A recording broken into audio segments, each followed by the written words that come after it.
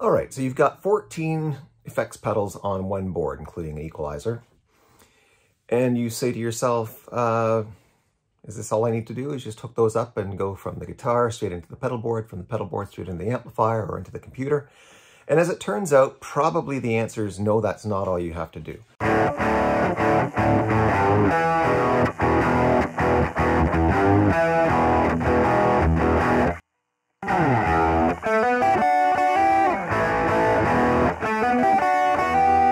Apparently, the guitar cable itself, plus all of the cables that are attached between the pedals, plus all of the wire and circuitry inside those pedals, all of which, you know, if you summed them up, would be quite a long cable. The longer that wire is, the longer that circuit is, the greater amount of tone loss that you get. It's like rolling back the tone knob on your guitar. And you don't want that, presumably, unless you want to do it intentionally, which you could do by rolling back the tone on your guitar. So in other words, to keep things neutral, you use what are called buffers. And you use one at the beginning, in other words, before your effects, but just after your guitar cable comes up, you know, you've got the guitar, the cable coming out of the guitar, then into the effects. Well, right there, that's where the first buffer would go, the input buffer. The, you know, the buffer would then feed into the first pedal normally, and then through all the pedals, you'd have your wires. And then at the end of the last pedal, you would go into an output buffer, which would make sure that the signal coming out of the pedal board is roughly akin to what it would be if you just plugged a cord straight into your guitar and then straight into the amplifier. So that's the intended effect, to basically treat the whole system as though there's nothing in between and that you've got a very short cable attaching your guitar straight to an amplifier just like it was intended to be. So the buffers make that happen.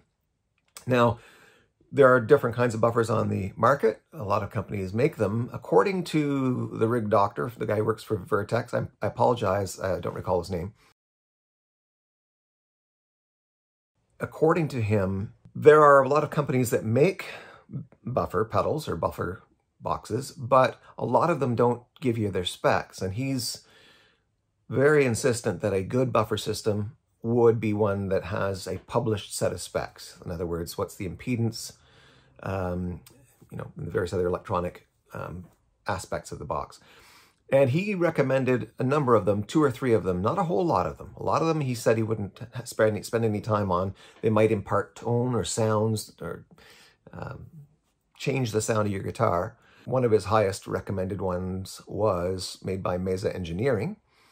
It was called the Highwire, and it was a dual booster, so a booster for coming into your board and a booster for leaving your board, all in one box that could be either put on top of the pedal board or put underneath the pedal board.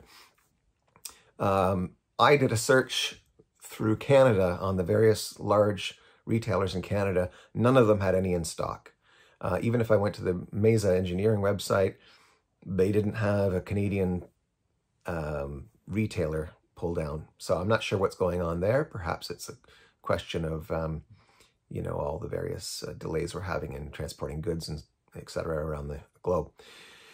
However, in another video I saw with the rig doctor, he was giving high praise to Empress buffers. And Empress, they're here in Canada, and I thought, well, we're not going to have the same degree of difficulty getting those pedals around as we might get, you know, have if we were trying to send them internationally. So I then looked for the Empress version of a buffer. An Empress Buffer Plus is what it's called. It has a boost knob on it.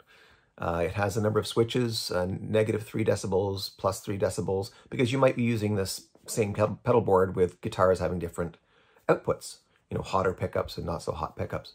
I don't mean not so good pickups, just not high output pickups. So it looked flexible enough for my purposes, and it was well regarded by the fellow I'm referring to as the rig doctor. I looked around. Long and McQuaid had one in stock across Ontario. So I gave them a call, and they said, yes, we have one store that has one in stock, and we have 3 in distribution. So that will be coming to me later this week when I finish this video. In the meantime, I wanted to prepare, because another thing that I learned, again from this rig doctor fella, was that when you put a buffer pedal at the beginning of your board, so let's say it's the first thing that your guitar cord plugs into, there are pedals such as Boss pedals apparently, that have buffers built into them. That's not necessarily a bad thing, but if you're paying a lot of money for a quality buffering system, you want to make sure that the buffering system is doing the buffering. According to the rig doctor, as soon as your buffered signal hits a pedal that has a buffer in it, that pedal becomes the buffer. And the buffer pedal that you put at the beginning of your chain no longer is the buffer pushing everything through the board. So the question became, well, of the pedals I have, which of them have buffers in them? Do any of them? And if so, are they hardwired such that they're always on? Or can they be turned off? So I did some research, best I could find out for most of them. Here's what I found out. So the twin bender, which is first in my chain, has what they called a relay style true bypass or true bypass inspired system. So effectively, they don't have a buffer in the system. They also have on the twin bender an impedance knob. Now, normally when you put a fuzz pedal at the beginning of a pedal board, it does not want a buffer to appear before it. Apparently buffers are not good friends with fuzz face style fuzz pedals. And so what Ramble Effects did with its twin bender is they built in an impedance knob specifically so that if you have a buffer at the beginning of your pedal board, you can adjust for that and the fuzz will work just fine. So that's what we're going to do. That's what we're going to experiment with. I'm still not sure how that'll work out with the Deja Vibe. We'll find out. If it becomes a problem, perhaps the buffer will go in after the Deja Vibe. But in any event, the twin bender did not have a buffer in it. The Deja Vibe does not have a buffer in it. The next in line, of course, is the equalizer, the Boss equalizer, which does have a buffer in it. Next in line is the compressor, which is true bypass, the Atlas compressor, followed by the MXR Phase 90. Now, they call this a hardwire bypass. Apparently there are some people online who call this a tone suck circuit that somehow takes away tone, but I don't see any unanimity about that. The main point to take away here is it does not look as though there's a buffer in the MXR Phase 90. So from the Phase 90, we go into the Conspiracy Theory by Way Huge, which is a clone, and that one does not have a buffer. So far, so good. We go into the JHS Pedals Bonsai, no buffer, it's true bypass. We go into the Boss IR200. Now, this is a more strange one. I went through the manual. You won't find the word buffer anywhere in the manual. I couldn't find anything online about it having a buffer in it. And interestingly, on page 3 of the manual, footnote 3, I would have thought it'd be more prominent, but maybe it's not more prominent for the reason I'll explain in a second. There's a footnote that says by pressing both the up and the down arrow buttons on the top of the IR200, you bypass the circuit entirely. I'm going to take a leap, take a guess and conclude that that means it's truly bypassed. In other words, there's not a buffer in there. But if you find out there is a buffer in an IR200, please post to the comments below so everyone can know. Gosh, I hate when people say post to the comments below. I'm not trying to drive any traffic here. I'm just having some fun. Anyway, you can like or not like, subscribe or not subscribe. I don't give a damn. So out of the IR200, we go into the EVH flanger. And again, that's the hardwired, bypass. That's the thing that some people accuse of having tone suck. My point is, I don't think there's a buffer in there, so that's good news. From the EVH flanger, we go into the Eventide micro pitch delay. Now, the micro pitch delay, the default setting is buffered. However, the Eventide can be, the buffer can be turned off. So that's what we're going to do. Well, it has a relay mode. I think it's effectively the same kind of circuit that's used in the Ramble Effects twin bender. Then we get into the Strymon Lex, that's true bypass by default. The Ola by Strymon, also true bypass by default.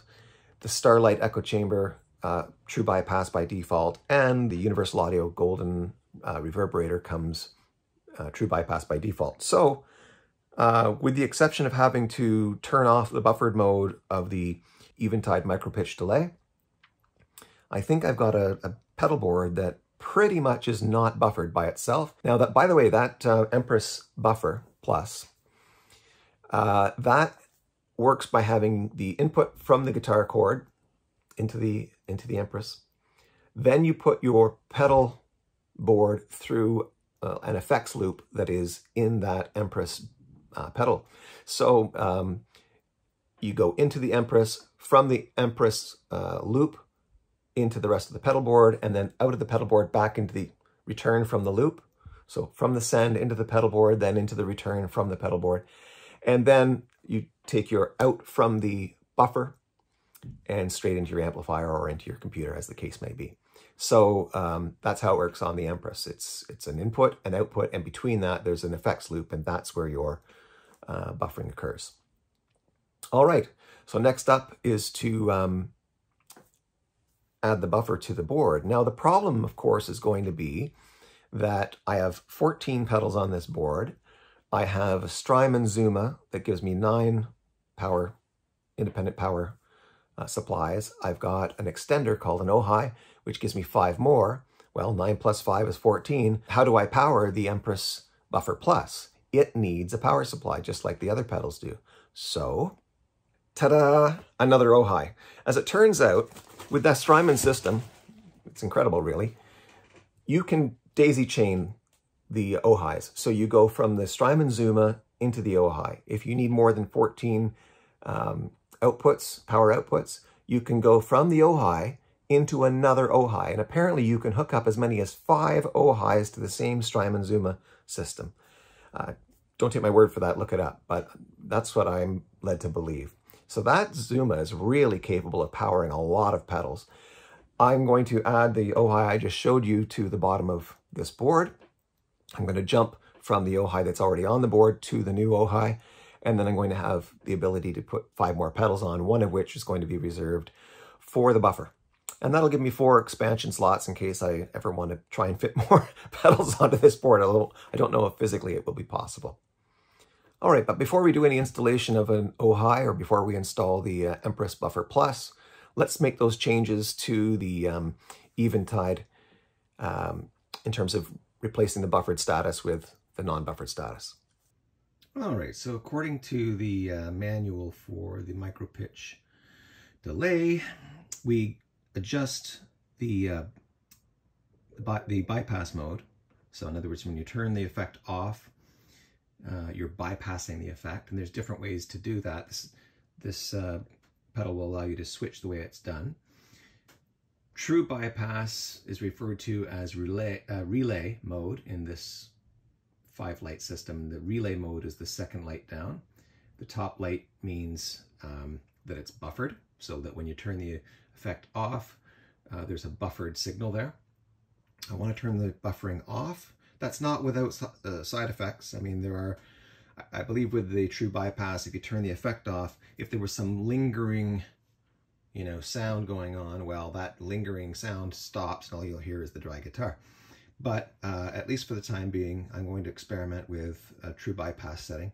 So to do that, I have to hold down the active button and this arrow button at the same time while giving the pedal power. So first I'm going to have to take power away from the pedal, which is not an insignificant job. Power goes in here on the corner. I'm going to hold down that one and that one, and I'm going to plug it back in.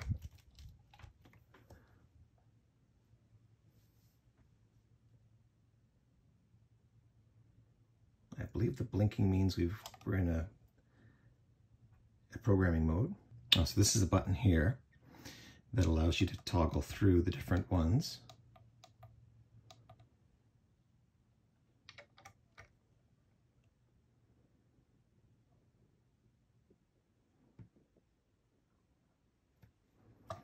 So I'm not sure, but we'll find out whether that's going to be the equivalent of putting that in true bypass mode. Okay, so the Empress Buffer Plus has arrived. This is the box. $195 Canadian. Comes with a 2-year warranty. 9-volt power supply, center negative. Let's just have a look and see what's in the box, and then we'll go ahead to seeing where we should put it, whether underneath or whether on top of the pedal board. All right, so this is the box. Opens here. Inside we've got user beware, read for the health and happiness of your Empress pedal.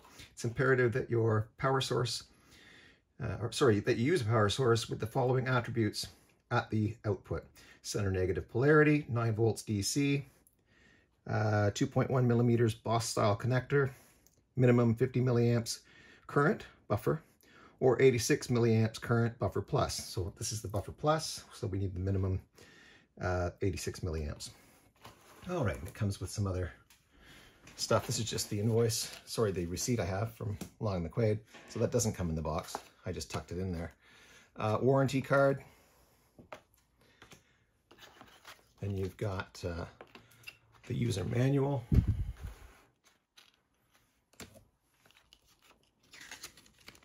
And it's a number of pages, but it gives you the full rundown, of course, on, you know, what each of the buttons do, where each of the jacks goes. Talks about there's a built-in noise filter that can be used. There's an input switch. There's an input loading knob. And then the specs are on the back. It's foam packed.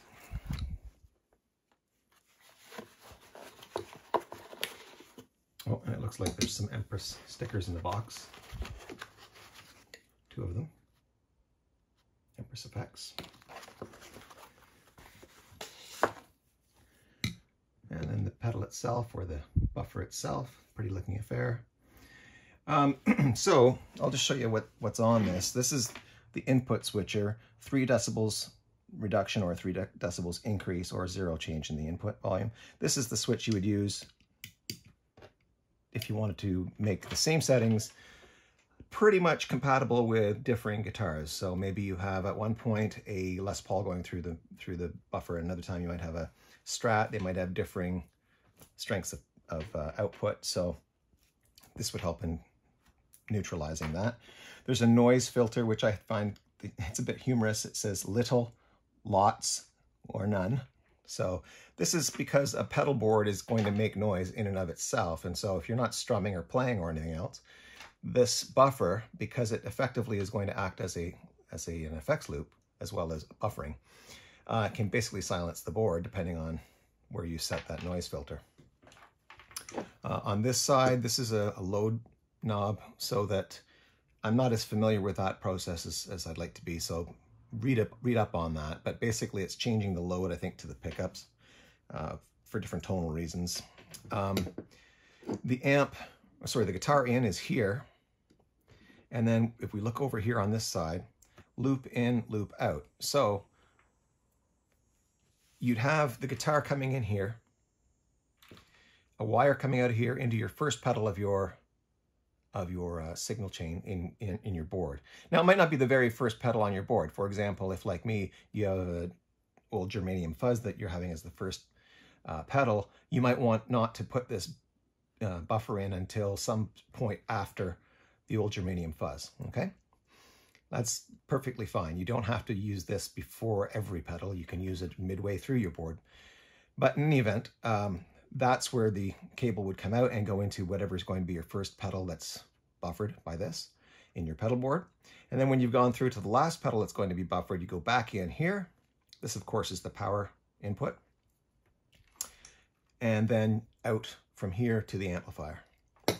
There is a boost here, which is exactly what it sounds like. It literally increases or decreases the amount of signal going into the whole system, really. So it's a boost pedal like any other boost, and this is your on and off for the boost, and a light, of course, to tell you whether your boost is on or off. So that's the simplicity of the pedal.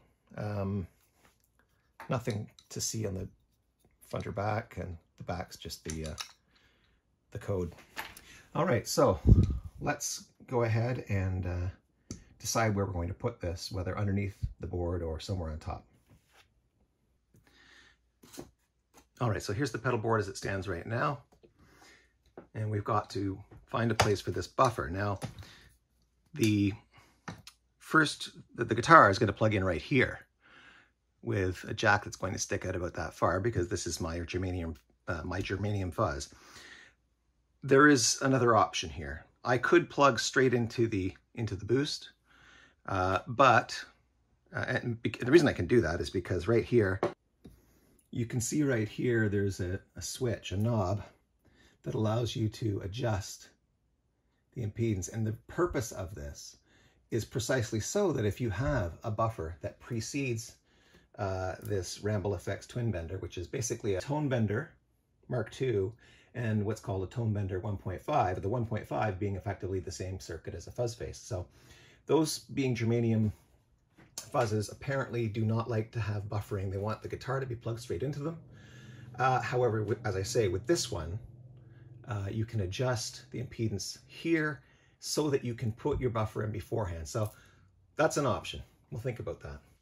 So if we were to put, have the guitar plug straight into the buffer as the first, let's call it pedal. I'm not sure if it's technically a pedal. Well, it's got a boost in it. So it would have to go in somewhere here, but it's not really enough room, you know, to put another pedal in here. That's too big, you know, given the proximity of this to that. It's just too big.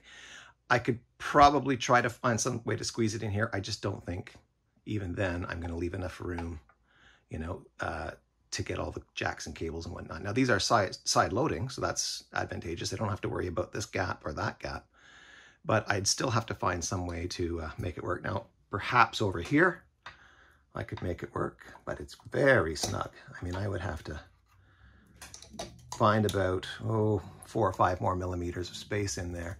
And then I would have to not only plug in my guitar somehow over here, which doesn't make much sense because with a great big long jack, it's going to bang into there. That's not really workable. It seems to me more useful for me to put the buffer under the board so that, you know, when I plug in, so the guitar is going to be plugging in here, right? So if this jack is somewhere convenient to the, I mean, maybe up here, for example, or maybe to the side underneath, we'll see. It's going to depend slightly, well, a lot upon the height of the pedal and then how much room we've got underneath the board. Up near the top of the board, there's going to be more room. Down here, I doubt this would fit underneath because of the switching and whatnot. If you don't get the boost switch, and there is one available without a boost switch, I think that one has a profile that's simply that tall. Hopefully this doesn't turn out to be a problem, but let's give it a whirl. So what we're going to do is turn the board upside down and see where, if anywhere, this buffer pedal can be placed. I'm going to use the spongy material here so that the, you know, plastic buttons and whatnot have less chance of being crushed or broken. This stuff, by the way, I got at Canadian Tire. It's in the kitchen section, stuff that you know, where you find stuff to line your drawers for your utensils and whatnot. This stuff can be found in there. And it's just like a foam or a spongy material, but a couple layers of that stuff, and it's pretty protective of whatever you're putting on top of it. I used it to support a guitar that I was building, and I've used it for these pedals, so that's what we're going to do. All right, so this is the board. Underneath, we've got the Empress here, and I'm just going to have a look and see. Now this cord is going to be in the way for a second, so I'm just going to pull it out. This is the power cord from the Zuma to the Ojai. I just want to see in terms of height, whether there's enough height in these. Oh, there's more than enough height. You can see that here's the Zuma. It's way, if this buffer were to be placed, say, on a bar, it's much like the Strymon Ojai is, perhaps even, well, you couldn't do that because you got to watch these outputs, so it's going to have to be this way. That means it would have to be placed here. Now, let me just see what kind of angle we're talking about. I've got a StewMac ruler that's useful for the purpose. It can give us an idea of the angle we're dealing with.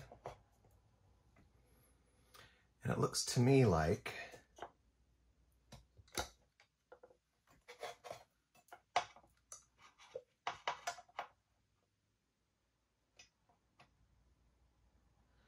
those switches are going to be a problem if we go this way and put it on top of the bar. They're going to be a problem. They can't clear the angle. So we either have to go into this slot here. Now there are, interestingly, there is a way to, because there's a pass-through here, we could pass through and get our guitar in and out to our amp. And these jacks here don't need to ever be accessed really, because remember, this is just the loop in and the loop out. So those can be done with jacks like this, right? So if we are in this groove, we shouldn't have any problem at all, both getting the guitar jack into this side, coming through this gap right here, into the jacks. That shouldn't be a problem. And then going from here to wherever our first pedal in the chain is going to be, and then back to here when the return comes back, and then the amp out would be right there. So we're going to have to find a way. We can't let it sit right on the bottom here. It'll sit too low. So it looks to me like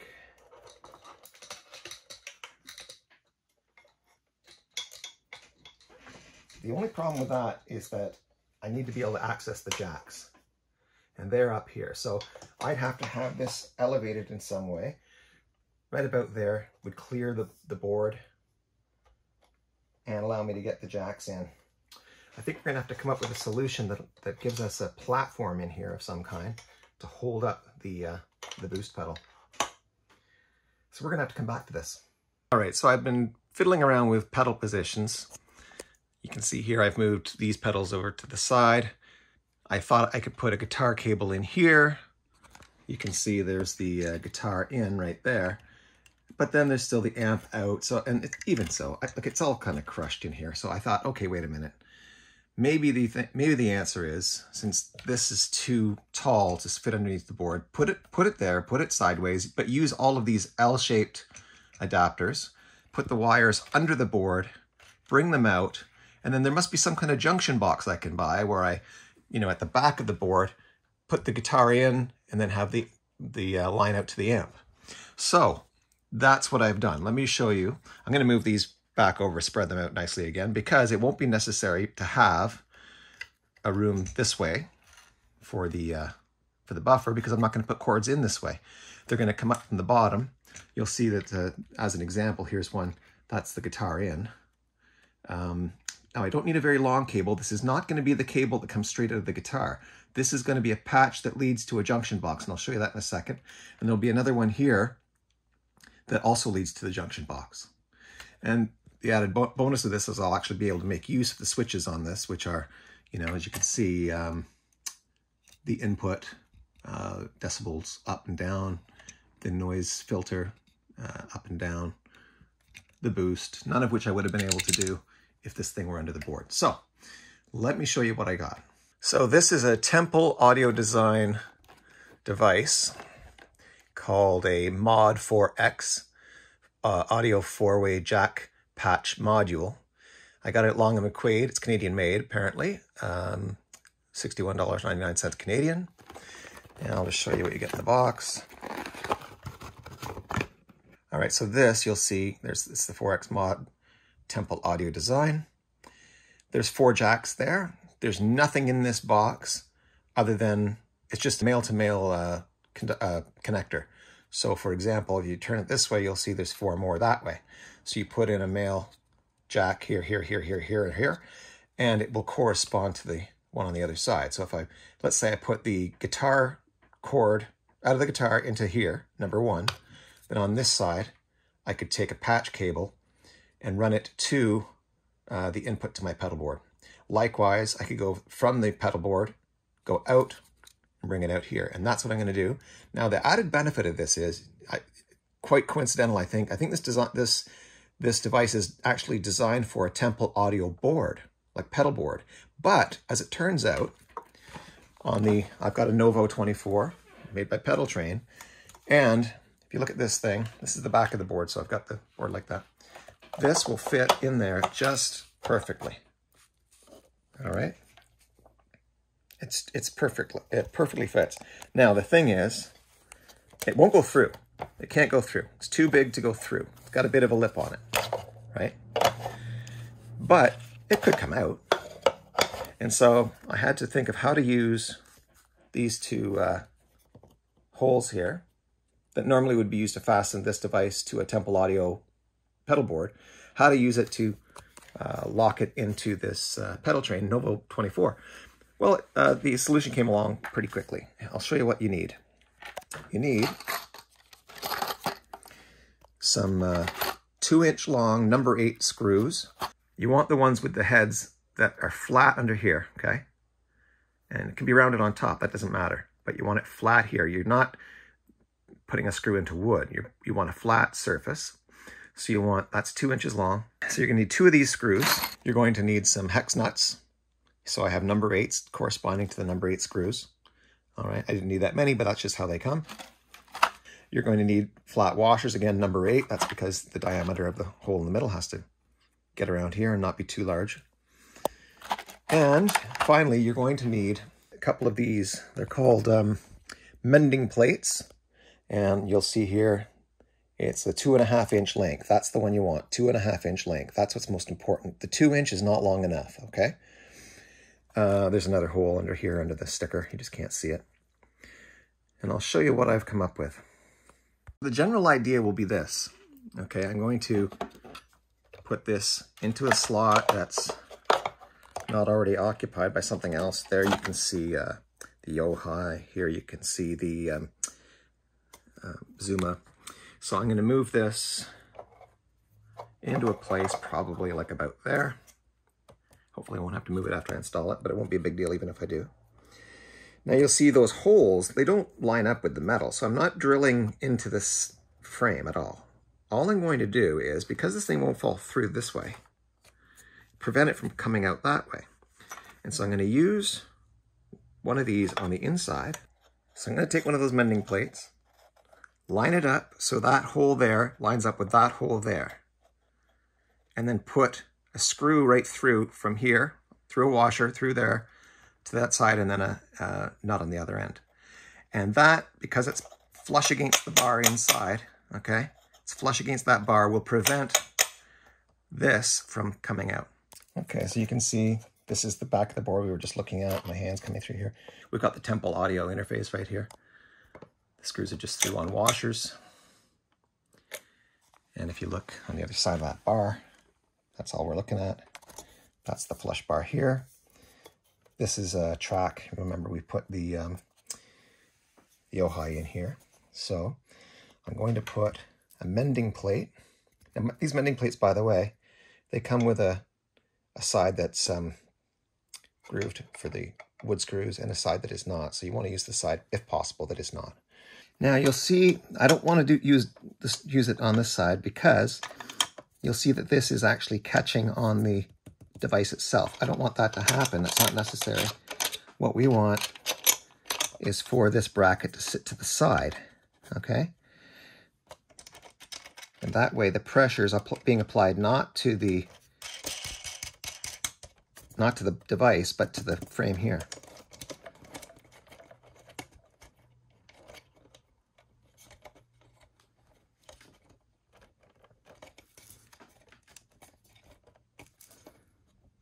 All right. So as you can see, there's the Temple Audio Design input device, the 4X mod. Screw comes in here through a washer. You'll recall what the other one looked like. It's the same, just like that, okay? And when we get to the other side, that's what we're looking for. So it's, this piece is flush against this bar here and this bar here, and it's not pressuring the device itself. Okay, so now we're going to go do the other side.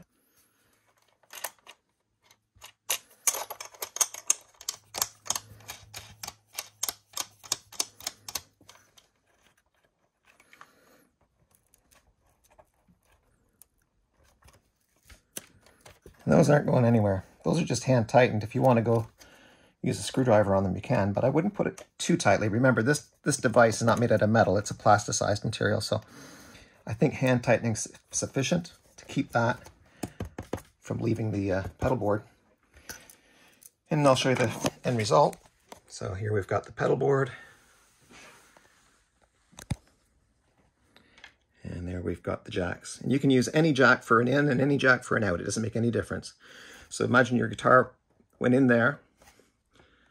You'd use, as I said, the jack on the other side to feed to the board, and then from the board you could use any of the other ones as an out as well.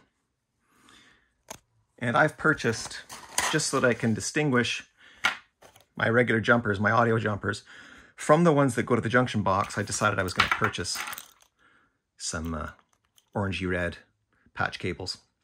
And they will just lead from the back to the pedal circuit, and then from the pedal circuit back to this patch here. So for example, let's say we're going to use this one as, I'll use this one as the guitar in. So the guitar has come in right there. This jumper is basically an extension of guitar cable, okay? And then the first pedal in my chain is actually this is the back of it right here. That's the fuzz. So we've got it going there, through that rung there. This fuzz is top loaded. So there's the other end of the jack there. Connected. So now that jack at the back, the guitar goes in, lead takes it over to the first pedal in the chain. So I've respaced some of these to make them a little bit more evenly spaced. We know that from the jack at the back, we're going to be feeding straight into the first pedal in the chain, because I don't want to put the buffer in front of the twin bender, the germanium fuzz. I'm going from the twin bender into the Deja Vibe, from the Deja Vibe into the EQ200, which has its own buffer, so I don't want to put a buffer in front of it. There's no point in that, because then this will become the main buffer for the rest of the board. So when we talk about on the Empress, you know, the guitar in, that really means that's the in that comes from the EQ200. So the out from the EQ200 is this one. That's going to go into the Empress. Now the amp out, that's going to be an orange lead that leads straight from the Empress to the output jack, okay? So let's, before we hook that output jack up to the Empress, let's get the Empress situated the way we want it. Now, seeing as the Buffer Plus has jacks here and jacks there, it makes sense to lay it right on this bar so that we have space down here to put wires through and space down here to put wires through. So put the buffer pedal on its side, in other words, and that also solves the problem of not having enough room this way. The boost on off, I don't know how often I'll be using it. I don't think it's going to be a problem in terms of location because it's not a heavily used. It's probably going to be an always on or always off situation depending on my experience with it. So we'll just fasten the Empress Buffer Plus to the board right about there.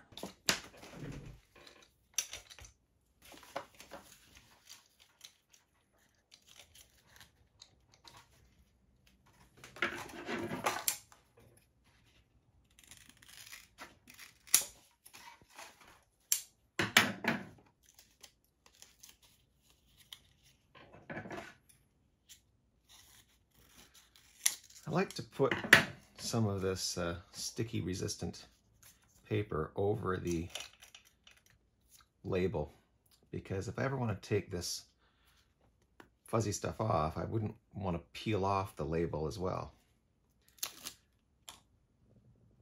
These four legs are going to make things a little less than optimal for fixing to the board, but we take them as we get them.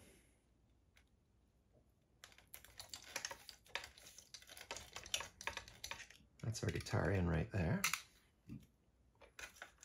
Tuck that down into the area. I think I'm just going to pay attention to where I want this. I think I want it as over this way and sort of between these knobs and to the left of that one as I can. So right about there is going to be good. All right, now this thing requires power, and so power is going to go in right here. We need, because we only have 14 outputs with the Zuma and the Ojai, we're going to have to add another Ojai. So let's do that. All right, so we've got one Ojai here. We're going to put another one in. They're not very big and they're not very heavy, so you don't have to worry about that. The only question is, where do we want to put this? I've got the tie down here of some wires. We can always move those. We can either put the Ojai in down here, but that might be a bit crowded. On the other hand, if these wires are out of the way, we could probably get underneath this fairly well, and then we could have all the power supplies in a row. The alternative would be something like stacking them. And that's not necessarily problematic. I mean, in fact, I think that's the way I want to go. I'm going to start by taking off this zip tie, because that will not allow me to have a flat surface.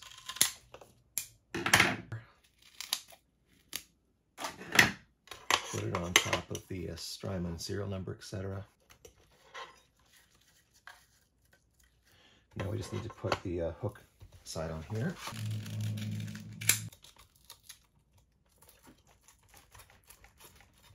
Stacking those Ojais. It's just to make sure that we can minimize any movement. There we go.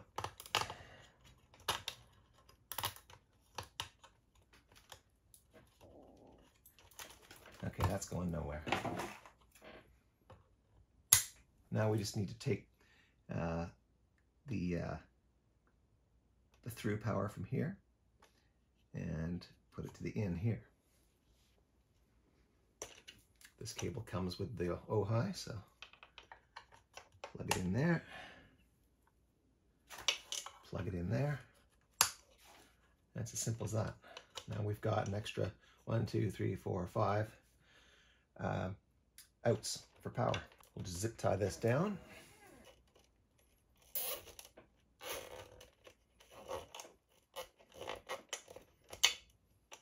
That'll keep that from coming out, you know, up to this level. We just want to stop it from getting stuck under the board or caught in other cables. This is our lead that's going to go from the Empress to, this will be the output to the amplifier or to the computer. So we're going to run this jack to the Empress, which is right over here somewhere. Let's have a look.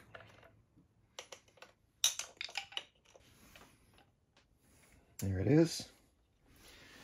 And we want this orange cord to be going to the amp. So that's going right there.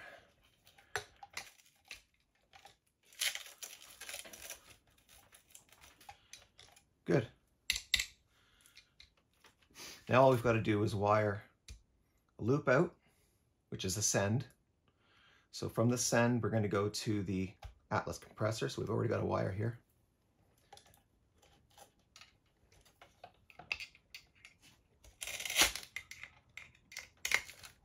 And then finally, we're going to go back into the unit from the last pedal in the chain, which is the reverberator. So from the reverberator over to the loop, what they call the loop in, which is, I think, the receive. Traditionally, I think loop out is the send, loop in is the receive. So we need a cable from here to here. We'll use a black one. Run it between the pedal and down to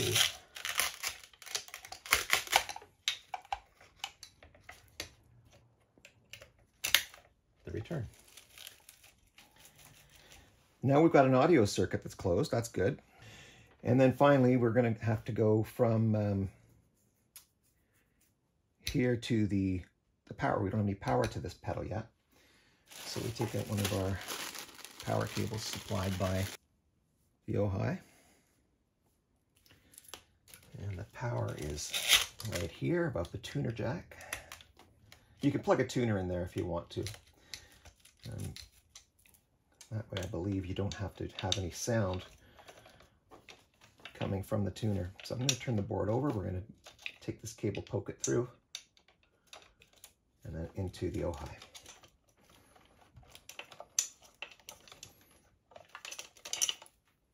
I'm going to use this one because I know this is a 9-volt and it's not going to switch. So put that in there. Now we've got power to the buffer. And I think I'll just zip tie that to I think the best place is right there. Good. And we're wired. Now these wires here, for the time being, I'm ordering shorter wires, so I'm not going to bother zip tying these down.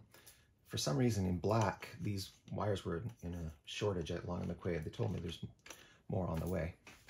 But here's our final product. All right, so there's the board as it stands at the end of the process. We've got a jack at the back, guitar goes in here, runs over to the twin bender, into the Deja Vibe, into the EQ200. From the EQ200, it goes into the Empress Buffer. Guitar in. Guitar out heads back to the jack that we had here, that we set up.